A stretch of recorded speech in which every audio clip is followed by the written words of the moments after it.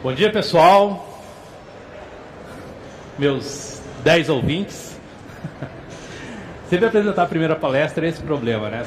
O pessoal está dormindo, não acordou ainda, não chegou e tudo mais. Mas vamos lá.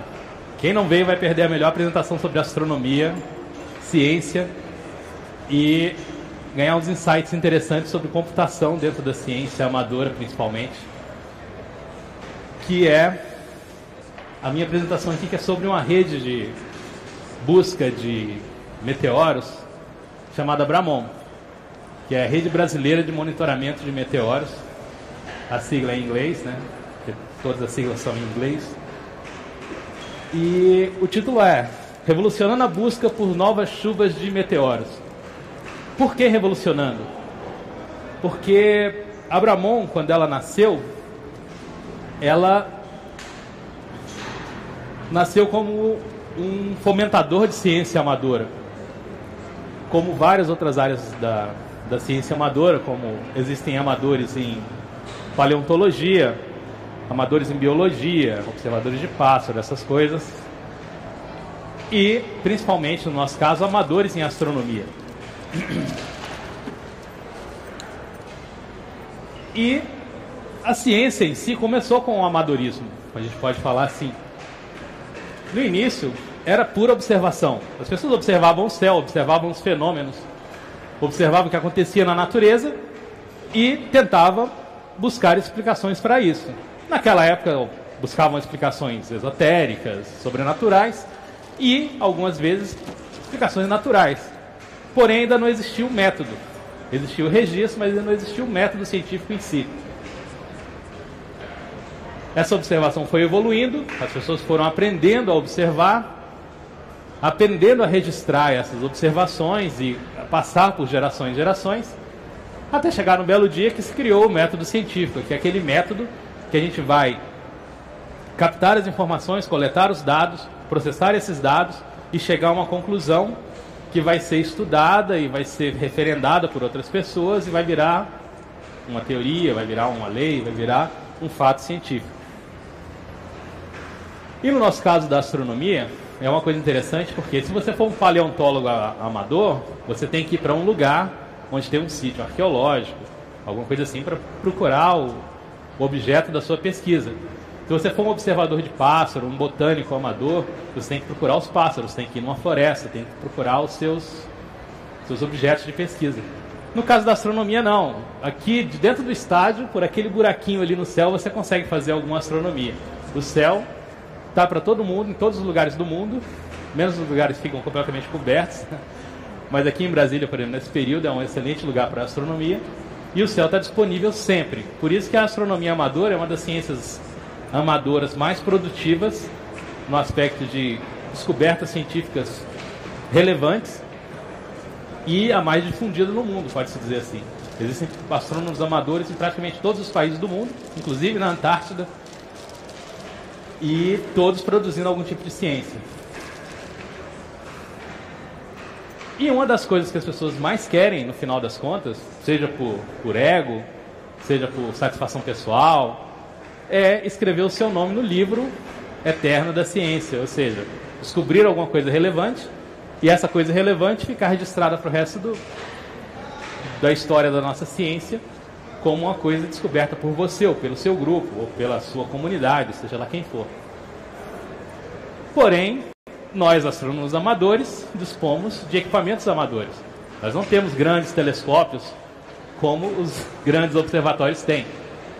No caso aí é o LSST, que é um telescópio que deve entrar em operação daqui a alguns anos, que vai praticamente matar a pesquisa astronômica amadora em muitos campos, como busca de supernovas, busca de cometas, asteroides, fenômenos transientes, essas coisas assim.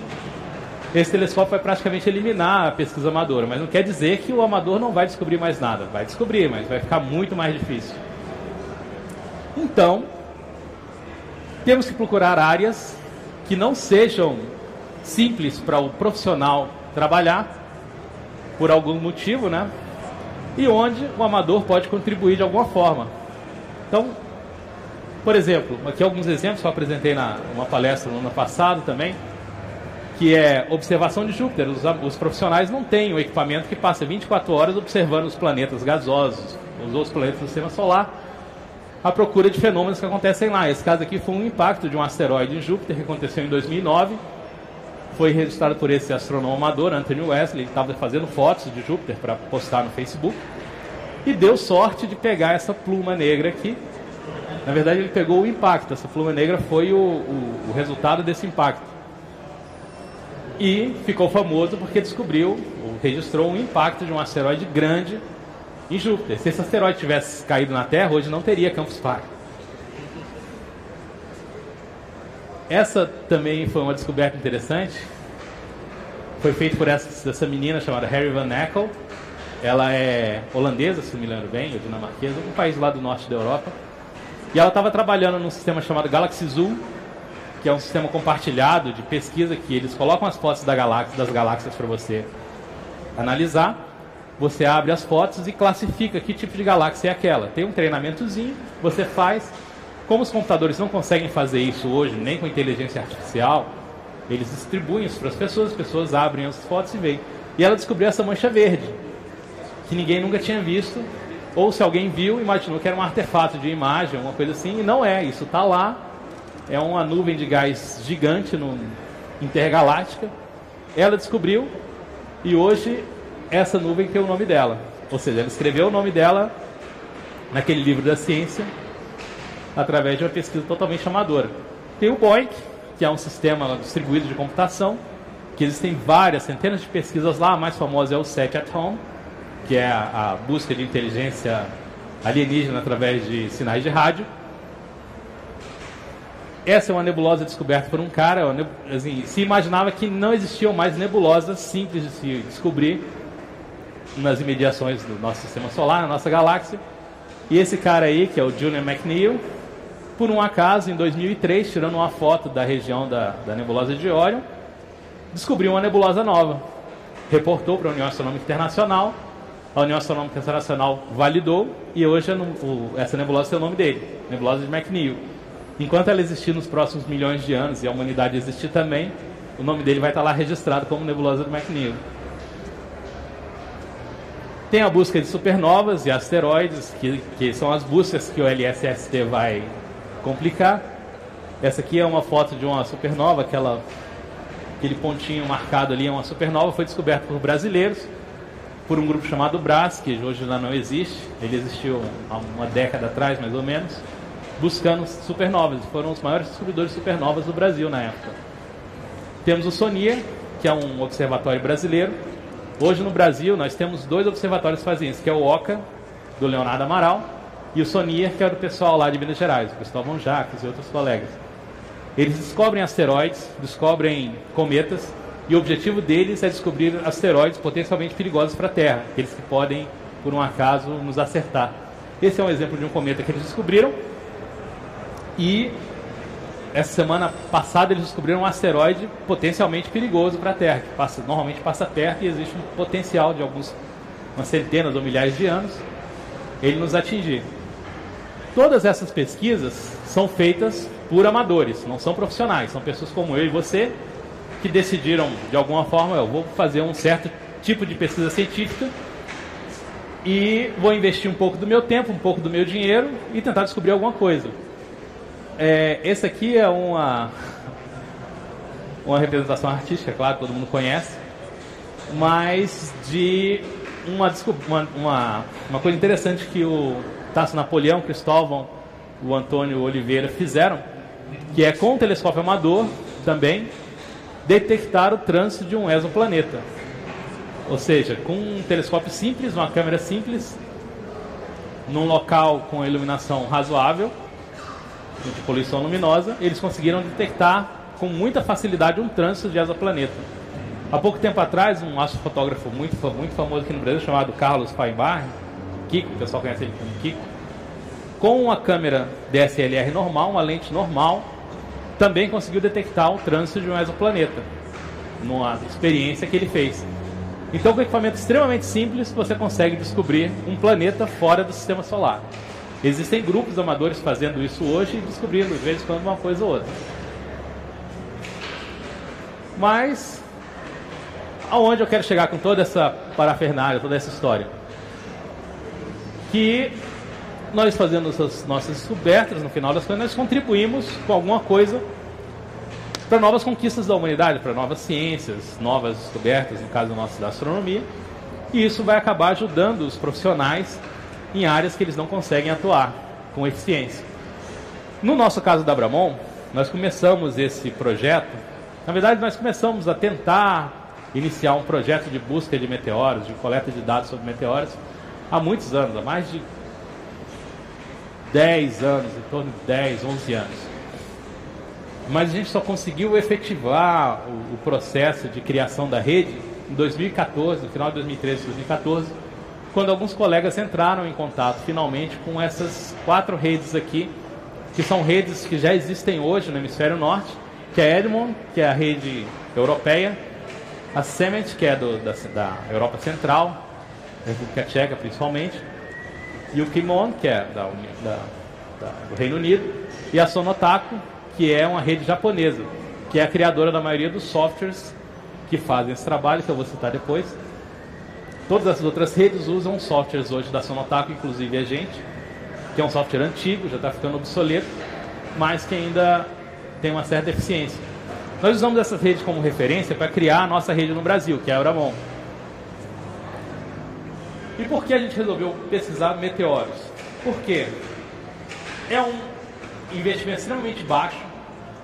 Assim, naquelas outras pesquisas que eu te mostrei, algumas você não gasta nada, você gasta só o seu computador para ficar olhando fotos de galáxias e de repente descobrir alguma coisa lá. Em outras, como a busca de asteroides, você tem que investir alguns milhares de reais para comprar equipamento, comprar câmera, fazer um observatório, automatizar tudo, para ter uma certa eficiência. No caso dos meteoros, o investimento é muito baixo. Você, qualquer um com 400 reais, entra no nosso projeto e começa a produzir dados. Você pode usar qualquer computador velho que você tiver em casa, aquele notebook que não funciona mais, aquele desktop abandonado, o Core 2 Quad que você ia jogar no lixo, você transforma numa estação e usa. As câmeras são extremamente baratas, são essas câmeras de vigilância que você vê por aí em qualquer lugar. Existem algumas especificações que você tem que seguir para comprar sua câmera, mas, por exemplo, tem câmeras no Mercado Livre hoje sendo vendidas a 40 reais. Então você compra uma câmera extremamente eficiente, você capta dezenas de meteoros toda noite por 40 reais. Você vai gastar em torno de 15 minutos por dia analisando os dados que você coletou. E os resultados são garantidos, entre aspas. Por quê? Porque no hemisfério norte nós temos 4 grandes redes amadoras. Temos algumas redes profissionais, temos redes da NASA, como o CAMS. E no hemisfério sul nós não temos nenhuma. Não tínhamos nenhuma praticamente. Tínhamos algumas estações do CAMS na Nova Zelândia, na Austrália, tinha uma rede australiana também. Mas nada muito grande, como as redes do norte. E se você pegar a lista de chuvas de meteoros da União Astronômica Internacional, a imensa maioria estão no norte. E praticamente nenhuma no sul. Se você tem 700 chuvas, estava em 700 e poucas quando a gente começou, 500 estavam no hemisfério norte, o resto no hemisfério sul, 200 e poucos no hemisfério sul. E não existe nenhum motivo lógico para existir mais chuvas no hemisfério norte do que no hemisfério sul, a não ser a quantidade de gente procurando no hemisfério norte do que no hemisfério sul. Então, a gente diz que os resultados são garantidos porque a gente tem um potencial de em torno de 300 chuvas ou 400 chuvas a serem descobertas aqui no nosso hemisfério sul. Como não tinha ninguém procurando, se você começasse a procurar, com certeza você ia achar. E nós começamos a Abramon. Essa aqui é um mapa de distribuição das nossas câmeras hoje dentro do Brasil, tá bem desatualizado, hoje em dia tem mais umas 25 a 30 câmeras aí. A estação é relativamente simples, é uma câmera, uma placa digitalizadora dessas mais vagabundas que você encontra aí no Mercado Livre por 15 reais, um computador, que eu disse que pode ser qualquer computador picareta, e o nosso banco de dados, que é onde a gente armazena os dados coletados por todas as estações. A estação é isso aqui, não tem nada demais, um computador, uma câmera, uma célula fotoelétrica que liga e desliga a câmera quando anoitece e quando amanhece, e mais nada. E uma conexão com a internet, claro, né? Você tem que mandar esses dados para o nosso central. Só tem que quando nós começamos a nossa rede, nós éramos simples consumidores de tecnologia. Por quê? Porque nós utilizávamos softwares estrangeiros, softwares feitos por outras redes, nós utilizávamos conceitos utilizados por outras redes, nós utilizávamos o banco de dados de outra rede, ou seja, os dados que a gente coleta, a gente guarda no nosso banco de dados e guarda junto do banco de dados da Edmond, que é o banco de dados central, onde todas as redes mandam. E o banco de dados deles era muito mais eficiente, ainda muito mais eficiente que o nosso. Então, nós passamos esses 4 anos coletando dados como simples coletadores de dados. Nós não produzíamos a ciência em si, porque nós não tínhamos a tecnologia para fazer isso, não tínhamos o conhecimento ainda para fazer isso, e estávamos esperando coletar uma quantidade razoável de dados para dar o próximo passo, que é sair do status de consumidor de tecnologia para o status de provedor de tecnologia. Ou seja, nós usávamos sempre softwares gringos, alguns quase tão antigos quanto esse computador aí, caros, não eram baratos, os softwares são relativamente caros para o padrão brasileiro. Para você usar o software da Sonatak, você gasta em torno de R$500, ou seja, não é barato. Existem as versões livres de softwares que também funcionam, porém o software é de graça, mas o hardware para usar aquele software que é conjugado, você não consegue usar com outro hardware, é extremamente caro. Então uma coisa compensa a outra, é melhor comprar o software da Sonatak.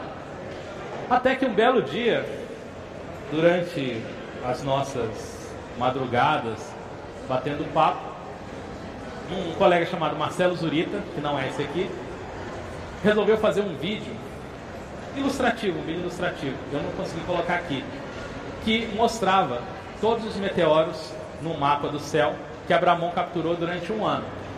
E automaticamente o software plotava um círculozinho dizendo a qual chuva pertencia àquela chuva.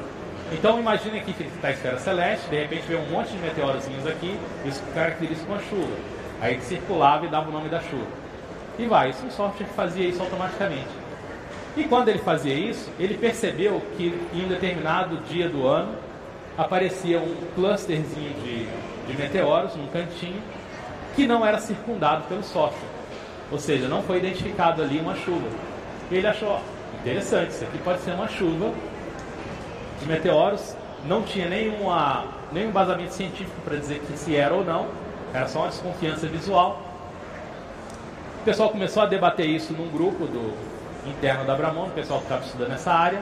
E esse rapaz aqui, que é o Lauriston Trindade, cearense, lá de Maranguape, resolveu fazer, eu vou estudar isso, vou pegar esses dados e vou descobrir se isso é uma chuva de meteoros ou não. O que ele fez? Ele pegou a nossa base de dados, isolou todos aqueles meteoros, eram centenas de meteoros,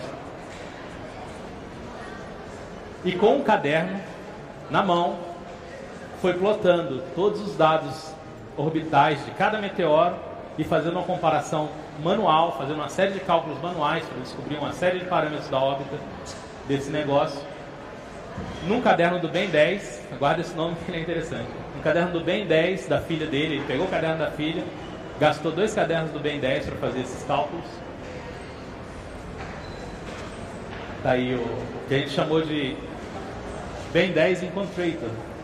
Foi esse método que ele usou aqui. Todo mundo lembra do seu Creyson, né? Então foi baseado no Incontrator do seu Creyson mesmo. Então ele fez todos os cálculos ali. Ali está os meteoros que ele conseguiu isolar da primeira chuva de meteoros descoberta no Brasil, por uma pessoa fazendo os cálculos na mão. E enquanto ele fazia a análise desses dados, ele descobriu outra chuva de meteoros, ou seja, ele estava analisando os dados daquela chuva e conseguiu isolar matematicamente um segundo cluster, um segundo grupo de meteoros, que era uma segunda chuva de meteoros. Então, o que aconteceu?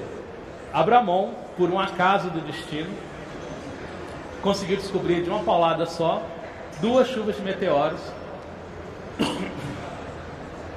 de uma vez só, de uma forma visual, acidental. Pode dizer que é uma forma totalmente acidental, apesar de ter sido usado todo um método matemático, estudo e tudo mais. Foi acidental porque elas foram descobertas por acaso. E foram as 2 primeiras chuvas descobertas no Brasil.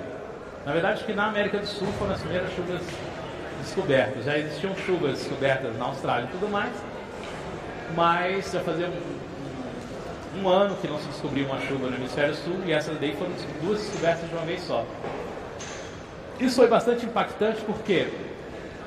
Porque era um grupo, nós somos um grupo de amadores, existe algum outro profissional que trabalha com a gente, mas a descoberta foi feita exclusivamente por amadores. Foram amadores que coletaram os dados, amadores que fizeram a análise dos dados, amadores que fizeram a publicação dos dados e amadores que enviaram para a União Astronômica Internacional a descoberta das duas chuvas, que foram validados depois. Mas aí a gente pensou, poxa, se a gente tem um potencial de descobrir 300 ou 400 chuvas no hemisfério sul, e nós descobrimos só duas, é um chuvisco no universo de chuvas de meteoros. O que a gente vai fazer? Vamos automatizar esse processo.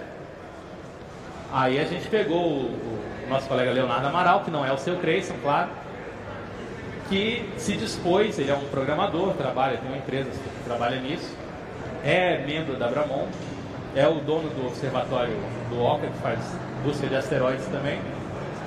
E ele falou, olha, eu quero aprender. Ele não sabia absolutamente nada sobre busca de meteoros, ele tinha uma estação, fazia coleta de dados e tudo mais, mas não sabia nada sobre os cálculos de como determinar se uma chuva de meteoros existe ou não, como ela funciona, qual é a dinâmica da descoberta, qual é a matemática envolvida. Ele mesmo disse que ele não sabia nada. Ele entrou no grupo do pessoal que trabalhava com isso e falou, quero aprender porque eu vou automatizar esse processo, fazendo um software novo. O pessoal passou a documentação para ele, eles debateram durante um tempo lá, ele começou a criar um software para fazer isso. Esse é o rapaz, lá de São Paulo, e ele criou um software que ele chamou de Ben 10 Gradient Encontrator, versão 0.1, foi a primeira versão que ele fez. Esse software foi feito por um cara que não entendia nada de dinâmica orbital de meteoros. Ele aprendeu tudo em um mês e meio, estudando, lendo artigos, pegando dicas que colegas fizeram, o Logstone, o Carlos, o Marcelo, outros caras que trabalhavam com isso, ensinaram muita coisa para ele. E eu acho, particularmente, como ele não tinha nenhuma experiência nessa área, ele teve uma série de insights sobre como montar esse software, que provavelmente um cara que trabalha com isso há 30 anos não teria. Aí por isso a gente tem uma revolução.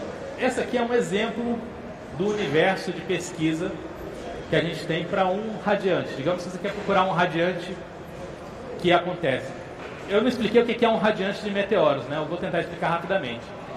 Digamos que você vê um meteoro no céu, riscando. Todo mundo já viu um meteoro aqui, né? Você vê um meteoro riscando o céu. Ele tem início num ponto e termina em outro ponto. Se você traçar uma reta de onde ele terminou até onde ele começou e prosseguir, ele vai dar uma volta na abóbada celeste, esse círculo. Se você pega um segundo meteoro que passou aqui e faz a mesma coisa, uma hora as duas retas vão se encontrar. Se você tem um terceiro meteoro e esse terceiro meteoro se encontra, a reta desse terceiro meteoro se encontra no mesmo ponto do céu que esses dois, você já tem 3 meteoros saindo do mesmo ponto. Se você consegue, num determinado período de tempo, 1, 2, 5 dias, no mínimo 6 meteoros que saiam exatamente do mesmo ponto do céu, você tem um radiante. O radiante é esse ponto de onde aparentemente todos os meteoros saíram, e quando você traça a reta do final dele, do começo dele para o final e aonde ele cruzou, é aquele ponto ali que é o radiante. Você tem um calhamaço de órbitas de meteoros como essa aqui, e você tem que criar uma série de correlações matemáticas aí para que todas as órbitas sejam muito similares. Ou seja, se você pegar, eu não sei se aqui tem inglês, muito fraquinho. Se você tem essa órbita aqui, ela é completamente diferente dessa outra órbita aqui. Então são meteoros que não são na mesma chuva. Agora, se você tem uma órbita, voltar aqui. Se tem uma órbita que passa aqui, uma segunda que passa muito próximo, uma terceira que passa muito próximo, uma quarta que passa muito próximo, eles muito provavelmente são partes de uma chuva de meteoros que foram geradas por um corpo que passou ali do sistema solar em algum momento, ou ainda está lá passando de vez em quando, vai deixando detritos, e esse detrito entra na atmosfera e faz a chuva de meteoros. aquele universo de pesquisa ali é absurdamente grande para você fazer ele manualmente. Mesmo computacionalmente, ele é muito complexo. Então ele fez o primeiro software, funcionou.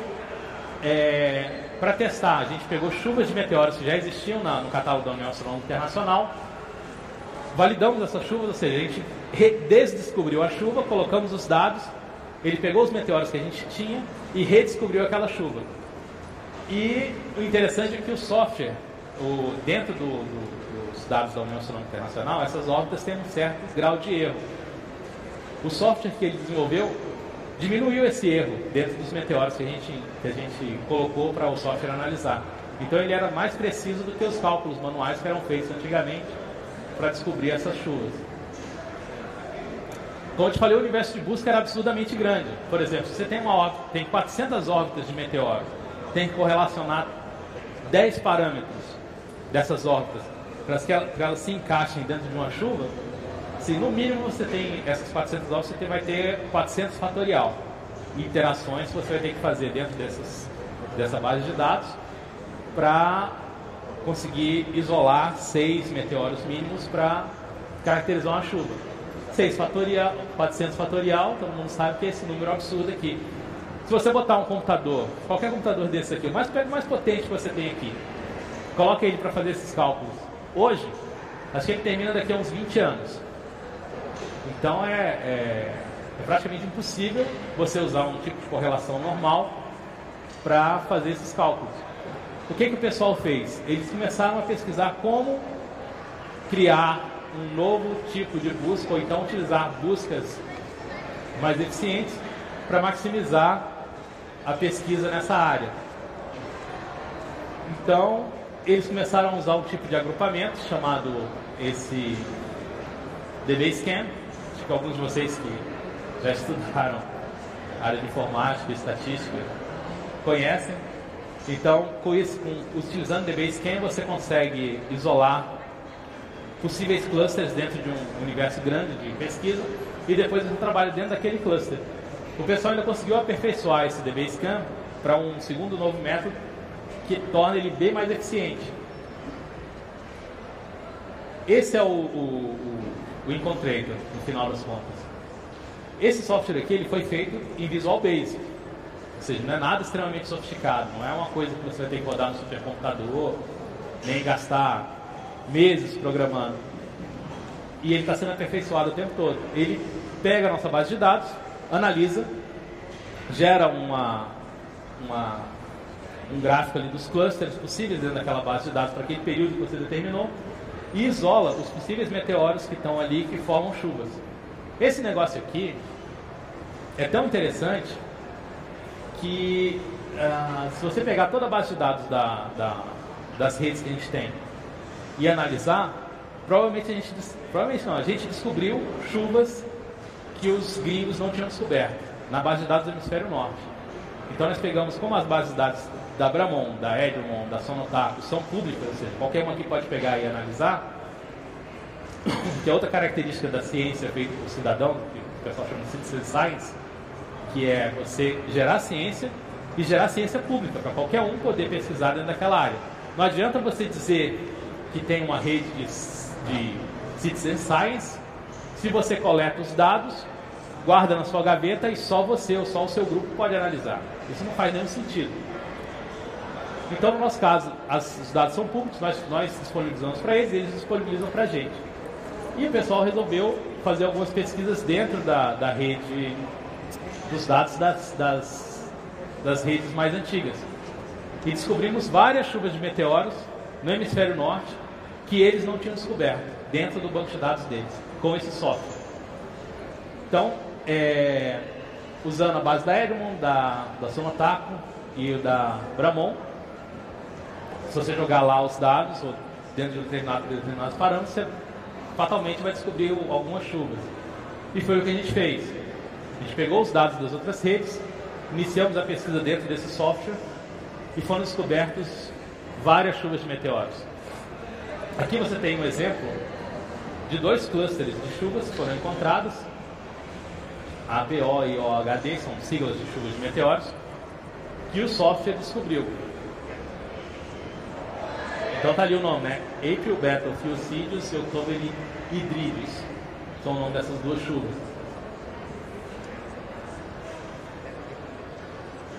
Os softwares utilizam uma série de uma matemática um tanto quanto complexa para fazer isso. Uma das coisas que o pessoal do fez foi o breakpoint. Vou passar essa parte que é meio chata, né? Uma coisa que nenhum software tem hoje no mundo implementado, se tiver, é segredo interno das outras redes, que nem todas as redes de busca de meteoros são como a nossa. A CAMS mesmo, ela é uma rede privada. Então, eles coletam os dados deles, eles não distribuem esses dados para ninguém e usam os nossos dados para validar os dados deles. Se eles têm alguma coisa semelhante a isso, é segredo. No nosso caso, não. Então, o Leonardo Amaral criou um troço chamado paizão. É o quê? Quando você tem um cometa que passa no céu e deixa aquela nuvem de detritos, aquela nuvem de detritos, se passar por dentro da órbita da Terra e a Terra cruzar aquela nuvem, aquilo lá vai virar uma chuva de meteoros fatalmente. Então, o pai daquela chuva de meteoros é aquele cometa, que a gente chama de corpo parental. O que o paizão faz aqui é pegar as órbitas, uma média das órbitas da chuva de meteoro que ele descobriu, joga no banco de dados da União Astronômica Internacional e do JPL, lá da NASA, do Laboratório de Jato de Propulsão, que eles têm uma base de dados gigantesca de dados orbitais de asteroides e cometas, e tenta descobrir qual é o corpo parental daquela chuva de meteoros. Ou seja, a gente descobriu uma chuva de meteoros hoje. A gente tem os dados orbitais daquela chuva. A gente joga no paizão e o paizão te diz, olha, essa chuva de meteoros pode ser desse asteroide ou desse cometa. Isso é um negócio interessante porque se você vai na base de dados de todas as chuvas de meteoros da União Astronômica Internacional, a imensa maioria não tem o corpo parental. E todas as chuvas que a gente descobriu, a gente mandou, acho que 30%, 40% das chuvas tem no mínimo um corpo parental sugerido. Algumas mais de um corpo parental sugerido. Graças a esse método criado aqui que ninguém nunca tinha pensado antes de implementar. Pelo menos não que a gente saiba. O malandrão é outro método que o Amaral criou, né? Que o pessoal que trabalha com isso criou junto com o Amaral, que é fazer uma malandragem para te mostrar graficamente a órbita do objeto no sistema solar. Isso aqui é a órbita de uma chuva que o malandrão criou. Você vê que todas as órbitas se assemelham bastante, eles têm a mesma inclinação orbital, a mesma excentricidade, mais ou menos no mesmo período, e cruzam a órbita da Terra ali mais ou menos no mesmo tempo. Então o malandrão te dá uma visualização da órbita que os outros softwares não dão, ou nem imaginaram em dar. Quais foram os resultados desse processo? Ou seja, começou mais ou menos no início de 2017 e vem até hoje, né? Mas teve o ápice lá para junho de 2017, que nós da Bramon submetemos até ontem 127 novas chuvas de meteoros para a União Astronômica Internacional.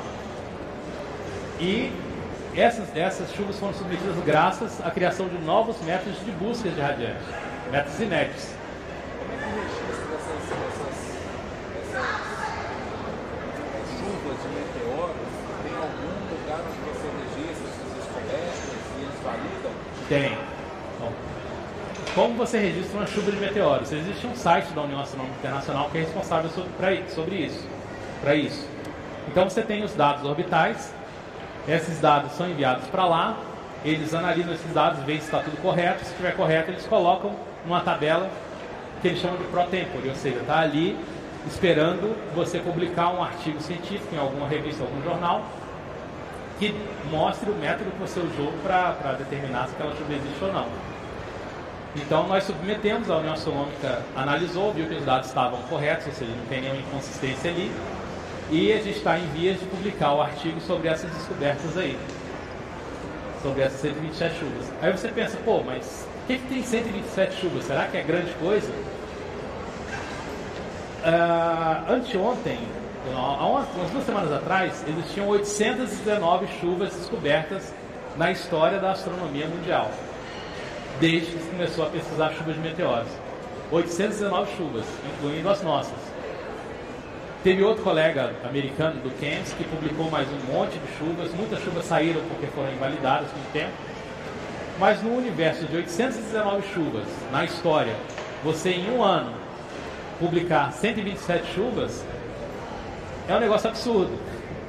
Uma rede que não era nada, que ninguém conhecia, que começou do zero, feita basicamente por amadores, hoje é dona de mais ou menos 15,5% de todas as chuvas descobertas na história da astronomia.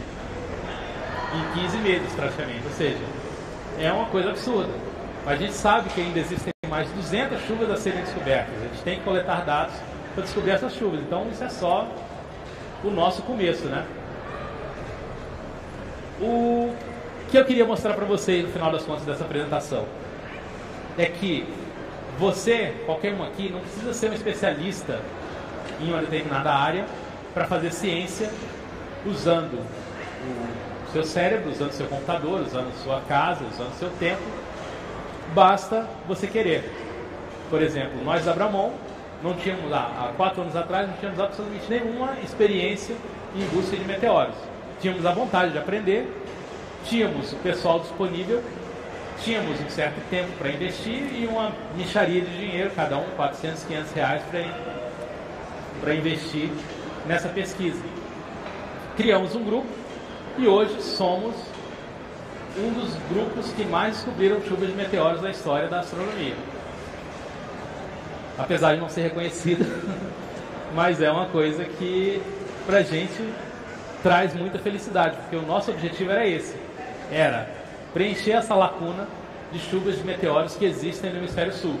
A gente começou a preencher essa lacuna no ano passado, estamos continuando agora e pretendemos continuar durante mais alguns anos até que a gente consiga pelo menos igualar a quantidade de chuvas que existe no norte no hemisfério sul. E o interessante é que pessoas que trabalham com software, como a maioria de vocês aqui, como eu também já trabalhei muitos anos, são capazes de, em ciência, criar inovações extremamente relevantes, como foi o Encontrator aí, que é uma coisa que o mundo inteiro está curioso para conhecer dessa área de meteoros.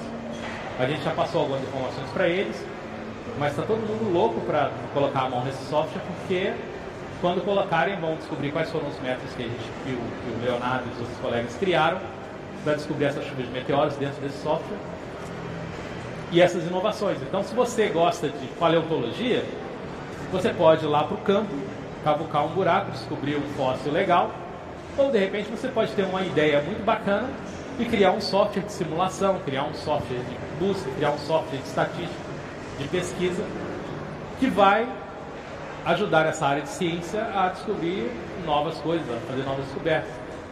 Na biologia, na matemática, na física, a parte de software é uma parte interessante porque, mesmo você não sendo especialista naquela área, você pode contribuir muito para o desenvolvimento dessa área. E o Encontrator foi exatamente isso. Foi um software que, no final das contas, revolucionou a busca de meteoros. Eu sou Marcelo Domingues, da Abramon. Também faço parte do Clube de Astronomia de Brasília, como o Adriano, que está ali também.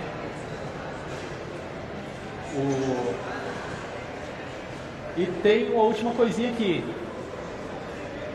A Abramon, ela é uma iniciativa particular, privada. Não tem nenhum incentivo governamental, muito menos institucional, de universidades e tudo mais. Somos todos pessoas normais. E nós estamos fazendo uma campanha agora para levar o Lauriston Trindade, que foi aquele cara que fez a primeira descoberta das chuvas no Cadernal, para o IMC 2018 lá na Eslováquia. No ano passado ele foi na Sérvia para o IMC 2017. O IMC é o International Meteor Conference, que é a maior conferência do mundo sobre essa área de pesquisa, que é a pesquisa de chuvas de meteoros e meteoros. O ano passado ele foi apresentar nossas primeiras 22, 23 chuvas. Apresentou a Abramon, que ninguém conhecia a nossa rede, conhecia só de falar por e-mail e tudo mais. E esse ano nós estamos tentando levar ele novamente para ele fazer a apresentação desse software, passar esse software para as pessoas conhecerem, divulgar os métodos E, para tanto, a gente está fazendo uma vaquinha na internet, claro, né? Que todo mundo sabe que ninguém tem dinheiro para bancar uma viagem dessa assim do nada. Então nós estamos fazendo uma vaquinha. No ano passado a gente fez, a gente conseguiu arrecadar o suficiente para mandar ele. Esse ano nós estamos fazendo também, já estamos em 35%, 40% do valor que a gente precisa. E se vocês quiserem contribuir, se alguém quiser fazer uma divulgação, qualquer coisa, é só entrar no site da vaquinha, vaquinha.com.br, e lá procurar por Bramon. Você vai encontrar a vaquinha anterior, vai encontrar a vaquinha desse ano. E qualquer R$10 a gente agradece. É basicamente isso. Alguém tem alguma pergunta?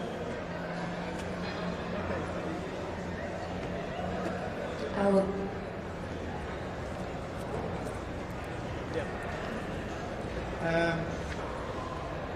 Vocês fazem as contas fazendo aqueles círculos com certo raio, certo? Oi? Tá ouvindo? Não, agora. Vocês fazem as contas ouvindo fazendo aqueles círculos. Alô. Então, tá ouvindo melhor agora? Sim. Vocês fazem as contas ouvindo fazendo aqueles círculos. O que tá falhando comigo? Segura embaixo.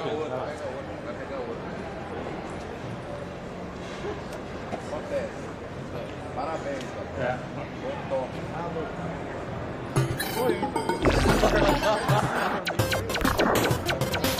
Tá bem aqui pra frente.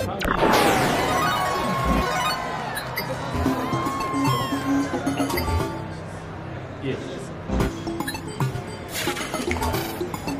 Isso. Sim.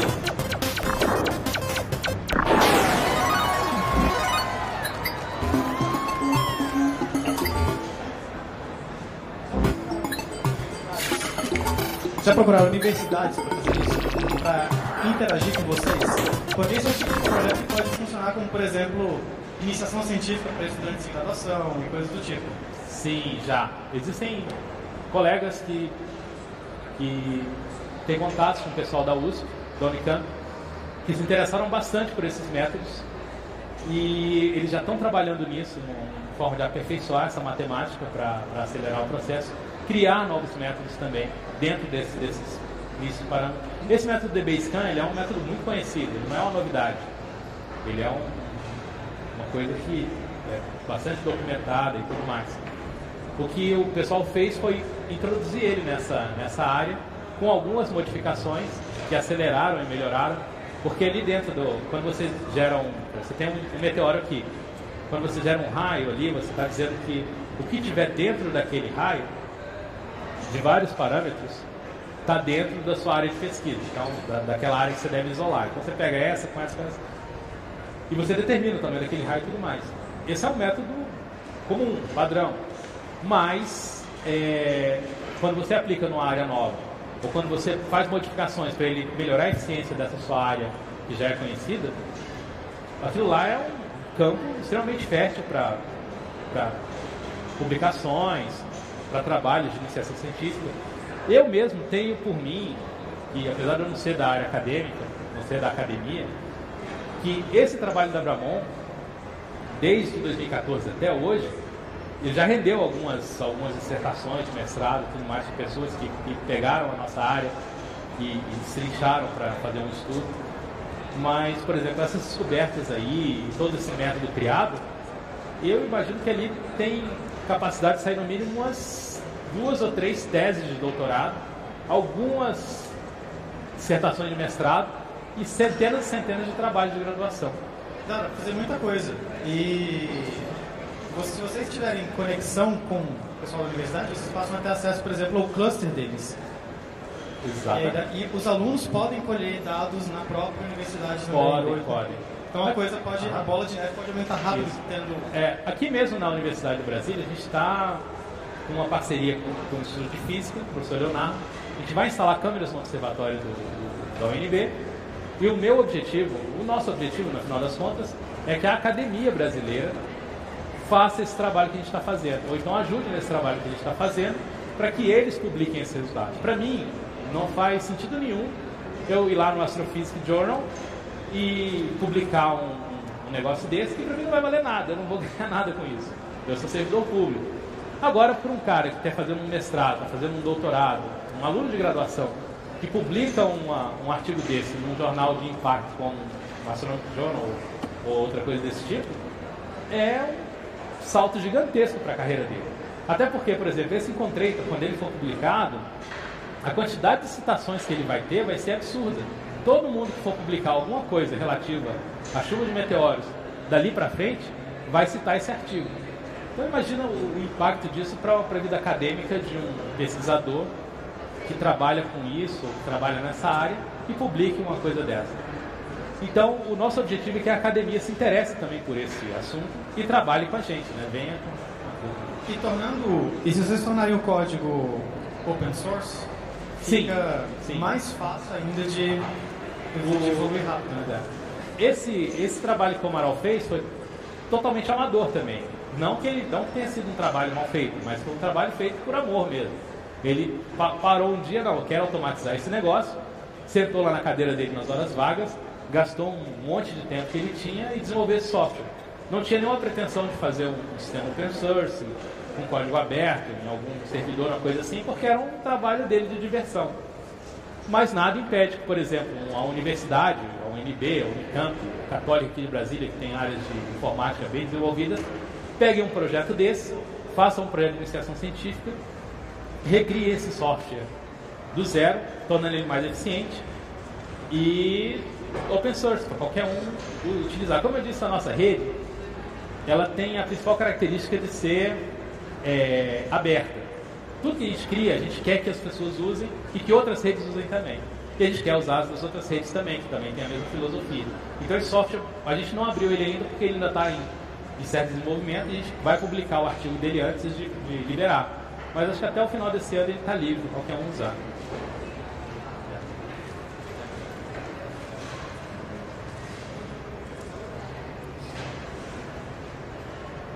Meu nome é Júlio, eu sou do GDF, servidor público. Nós brasileiros, cidadãos comuns, não temos muito ainda desenvolvido o hábito das contribuições, né, das doações, né? Os americanos e outras culturas têm isso mais arraigado. Eu sempre fui assim, mas nos últimos anos para cá eu resolvi mudar, entendeu? E sempre que tem uma oportunidade, um assunto relevante como o de vocês, eu contribuo e me apaixonei por astronomia recentemente, sou contribuidor do site do Claudio Sacani, né, o Space Today, que eu acho um barato, acompanho às vezes as lives lá do Sonir, é muito legal. E até assistente do Cláudio lá, no dia que fizeram uma vaquinha lá, porque ela fazia o monitoramento todo do celular, não tinha notebook, eu fui lá, botei 50 lá na vaquinha dela, então pode falar pro camarada aí que eu vou botar minha 50. Patrocino também o Quantum Giz, que a gente gosta, né? Abrir a boca, receber a gente gosta, mas na hora de tirar 10zinho, gasta 10 na cachaça, no boteco, mas não contribui com a galera que tá ralando aí, né? Produzir softwares aí, já artefato, muito bacana, tá? Só fazer esse registro, estimular a galera aí, ó galera, vamos aí, os caras estão ralando aí, isso é ciência, é um trabalho. Tem uma frase que eu gosto muito que diz que não existe nada mais forte do que o coração de um voluntário, entendeu? Então a galera faz isso por amor, tá? Vamos lá, vamos contribuir, pode falar pro camarada que eu vou botar a minha contribuição aqui na vaquinha. Faço questão, falou? Beleza. Eu sou palestrante, hoje à noite eu vou estar aqui, galera, quem quiser saber de geoprocessamento, mapas online, tudo free também, software livre, publicar os mapas de vocês nos sites, hoje à noite, 7 horas, estamos aí, tá? Um abraço. Pois é, isso é interessante porque a Abramon ela não tem financiamento nenhum, zero, absolutamente nenhum. Todos os nossos cursos são providos pelos operadores. Agora a gente finalmente criou uma entidade de pessoa jurídica para manter a rede, porque alguns convênios que a gente vai ter que fazer no futuro com universidades, com escolas, essas coisas necessitam de uma personalidade jurídica. Então a gente criou um CNPJ agora. Isso vai gerar despesas, que a gente tem despesas com o contador. Nós do Clube de Astronomia aqui de Brasília sabemos disso, é uma coisa complexa. E nós vamos ter que ter a ajuda do pessoal. O pessoal da Abramon contribui sempre, eles sempre ajudam quando podem, mas não são todos que podem. Então qualquer ajuda que vier para esses projetos assim é sempre bem-vinda. Desculpa, já que você falou a questão de pessoa jurídica e tal, rapaz, eu tentei de todas as formas, a gente trazia para campus uma mulher que é uma consultora e ela faz oficinas aí pelo Brasil, dizendo o seguinte, o governo federal, isso vale para todo mundo, tá, gente?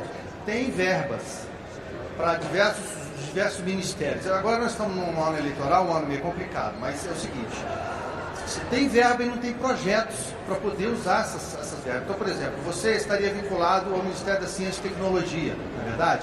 É um trabalho, poxa, de segurança, né? De segurança planetária, vamos colocar assim, não é verdade?